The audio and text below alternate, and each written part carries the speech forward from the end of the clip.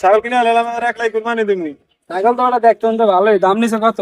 দাম তো এটা মনে করো কেউ 20,000 টাকা মূলায়, কেউ 15,000 টাকা মূলায়, তো আমি আর 5,000 টাকা বেশি দিয়ে আমি নিজে কিনে নিয়ে এলাম।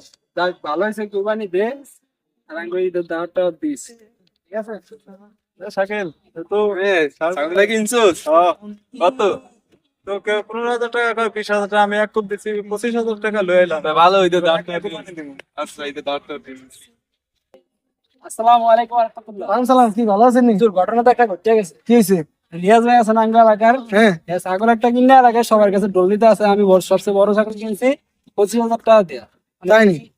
কুরবানির জন্য কিনছে নাকি? কুরবানির জন্য কিন নাকি সবাই গ্রামে কি ডোল দেওয়াটা কি ঠিক?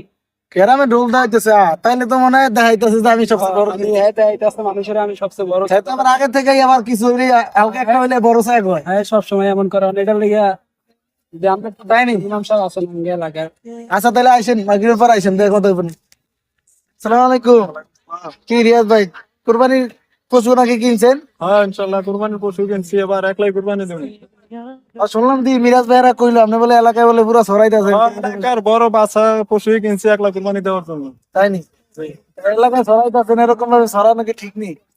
আমি তো ভুল করে লাইছি, সবাই জানালাইছি, অন কি করতে হবে এটা একটা সই ইয়াতে। ভুল তো করে লাইছেন, এখন তো মানুষ মাত্রই ভুল। কুরবানির লোক দেখানোর জন্য মানুষকে জানায় ফেলাইছেন, ঠিক আছে? এখন এখন মনটাকে একেবারে স্থির করে আল্লাহর জন্য, যেটা আছে এখনো কয়েকদিন আছে কুরবানির, এমনকি নিয়ত করেন যে আল্লাহর জন্য কুরবানি দিব, আর সামনে থেকে যাতে এরকম না হয়, ঠিক আছে? ঠিক আছে, আমরা দোয়া করুন যে সই মতন দেয় সামনে কুরবানি দিতে পারি। আচ্ছা।